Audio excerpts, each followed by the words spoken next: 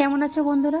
আরও একটা ছোট্ট ভিডিও নিয়ে আসলাম। 2-3 দিন আগে আমি সূর্য পুজো করেছিলাম, তোমাদের সঙ্গে অবশ্যই শেয়ার করেছি। সূর্য পুজোটা হচ্ছে ভোর 4টের সময় উঠে, মানে সূর্য ওঠার আগে স্নান টান করে এসে এরকম প্রদীপ ধরিয়ে দাঁড়িয়ে থাকতে হয়। যখন সূর্য উঠবে সূর্যটা দেখে তারপরে প্রদীপটা আবার নামিয়ে রেখে রেখে দিতে হয়, তারপরে আবার পুজো করতে হয়। যাই হোক, এরকম সকালবেলায় স্নান টান করে চলে এসেছি। এসে দেখো এরকম সবাই মিলে প্রদীপ হাতে করে নিয়ে দাঁড়িয়ে আছি। অন্ধকার ছিল, এখন আস্তে আস্তে আলোর দেখা পাচ্ছি। সূর্য এখন আমরা দেখতে পাইনি। এই দেখো আমরা সবাই মিলে পুজো করছি। মোটামুটি 34 জন ছিল, সবাই মিলে আমরা পুজো করেছি। তারপর অ্যাট লাস্ট আমরা সূর্যর দেখা পেয়েছি।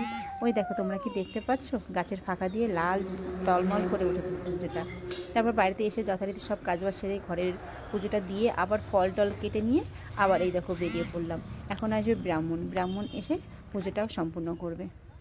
তারপর পুজো, এই দেখো পুজো করার জন্য সবাই চলে এসেছে, যে যার মতন রেডি হচ্ছে। এখন অনেকে আসেনি, তো সে মানে ওয়েট করছে। তারপর এই পুজোটা আবার অনেকটা বড় ভিডিও হবে, সেজন্য আমি অল্প ভিডিও তোমাদের সঙ্গে শেয়ার করলাম।